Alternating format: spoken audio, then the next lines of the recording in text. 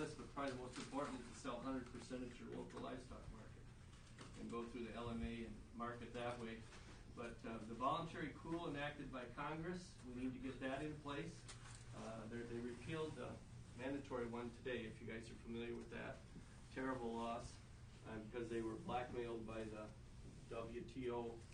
Congressional investigation into price fixing by retailers and wholesalers. The price of beef has not been reduced in the retail sector to reflect the 45% drop in live cattle prices in the last 3 months. Ban on packer ownership, limited to 14 days before slaughter like the original Packers and Stockyards Act. Require importation of all meats to meet or exceed the current USDA safety standards. That's been a big issue. Can't you tax that a little more? Tax it? Yeah, you said ban imports, right? No, just require that they meet or exceed the USDA standards. Couldn't they put a higher tax on imports? Well, you got to remember who's making the money off them imports. The Packers are. So, and they have a powerful lobby in Washington. They and the grocers have two of the most powerful lobbies. I don't think they should import any beef. Yeah, I know. We don't either, but in tariffs or something. They're doing it in other countries. The other one is to break up the big meat packers with Teddy Roosevelt-style antitrust actions. Toughen mandatory livestock price reporting, including the hog complex.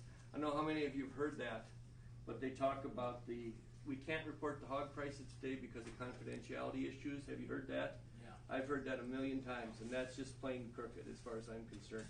And they even do that on some cattle sales now. They're hiding behind confidentiality issues because they say there's not enough transparency. Well, that's baloney. They should report all prices like the law intended. Join organizations such as RCAF and stock growers. Don't sell cattle on the grid. I've seen more people, they get 20% of their cattle gets a high grid price, and the rest of their cattle gets less, and then it means less for the rest of us too. And I don't know if they need to outlaw it, but it's a way that packers rip off the cattlemen of South Dakota and the nation. And I can tell you stories that will make your hair stand on edge about the grid marketing. They think they're getting a premium, and in fact they're taking less overall for all their cattle. They do get a few extra dollars for their very extreme top end.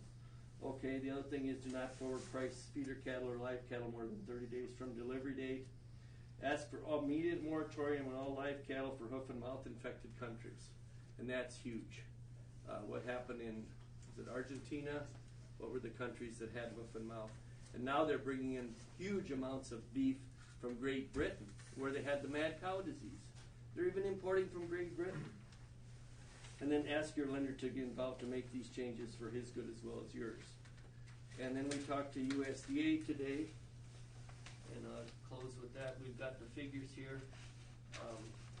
I got 2 weeks ago's figures. Australia, for this week's reporting, percent change, Argentina is down 6%, and that's 2.2 metric tons is what they go by. So 348 metric tons down to 327. So they're not the big issue right now. Somebody here said that they were going to import more. The big issue is Australia, 23% increase, 504,148 metric tons, which equals 2,200 pounds in our equivalent. It's a long ton, if you know what I mean. Okay, Brazil is up 71% at 19 million. Canada is the second in charge, 721,020 metric tons, a 5% increase, but a huge increase because they already had a lot in here before. Chile is up 30%. I think that's another hoof and mouth country. The other one going down, for God's sakes, Germany is increased by 23%, and it goes on and on. The Netherlands has a huge increase, 37%. Mexico, here we go, 26% increase, 157.045 metric tons. And it goes all the way down. United Kingdom, even though they had only 4,085,000 metric tons, last year they had 1,870 metric tons. 118% increase from a country that was known to have mad cow disease just a few years ago. Then Uruguay has a huge increase at 48%, and that's an increase of 44,864 metric tons. And then that's all total meat coming into the country. Then we got the breakdown for beef and pork too. We'll leave that with you. So there are things you can do, but it's got to get started. We want to thank Kim for getting it started, and hopefully we'll fill out his survey. But I've got all this information for you. So if you have any questions, sorry I'm late. I had a lot of issues going on today, but we appreciate you doing this, Kim, very much. I think we should give Kim a hand for putting this together. And the thing is, you need to get the congressional delegation to do some of this stuff. They want to hold office, they get the big bucks. They need to represent their people, not the importers, not the big packers, not the grocery stores that give them the big contributions. But those of us that give them $5, $10 or whatever, they need to support their grassroots people, and you can do that by doing some of these things. Thank you. Thank you. Frank, where's our meat come from for our school lunches? I'm not aware. Somebody said they're importing that too, but I got no proof. So. And these are just some things. I know Kim's got a lot of other ideas, and they're all good. But these are things, and we did carry the mandatory price reporting bill to the halls of Congress. South Dakota was the first state to pass it. We went through, 3 months of hell with low prices, but we've had fairly good prices since that. And that made the packers report the prices, and that was a starting point. But I don't know if you guys just take that and pass it. But I don't know what else to tell you. We're in a different arena now that country of origin got repealed, and boy, that really hurt us. This country of origin was kind of a safety check for us with these other countries, and now we got that went away today. So you tell that these other places went up, you don't say why. Do you know why? the imports, Yeah, well, like all these other places that theirs are increasing, why? I don't. They open the gates. They open the floodgates. I don't know. Does anybody know why they opened the imports? And these are just ideas we came up with. They're not, they're just.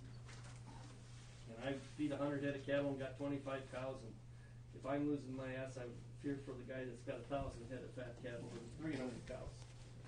So.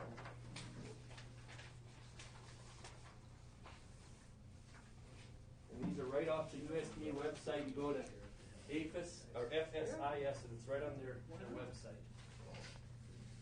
It shouldn't be that easy to bring it across. That's a 17th or 7th. On the Right here? no, Oh, FSIS. the other one? It's 17th. Yeah, then we're on the right Can I one. get one on the second? Yeah. You got both?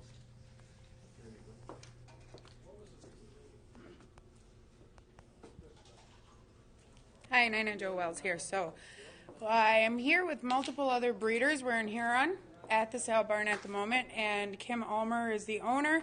He is collecting a survey, and he is going to try to get our cattle markets changed in the way that the futures are being, bid on, traded. So if you would like to know more about that, you can go ahead and contact me. If you're seeing this, chances are you're on Facebook. If you are on our Welsh Charolais page, you can call my husband, 605-881-7824. He'll make sure he gets a survey to you. You can send a message on the Welsh Charolais Facebook page. And you can also call me at home, and I'll be sure you get a survey, 605-784-7824. So thanks for viewing, and I'm going to go ahead and cut out and get back in, and I would broadcast it, but there's kind of a lot of people in there, and I should probably get their permission to broadcast them. So, yeah, I'm going to cut out here, but if you guys want to talk anything more about this, you can contact us or Kim Ulmer. Thanks.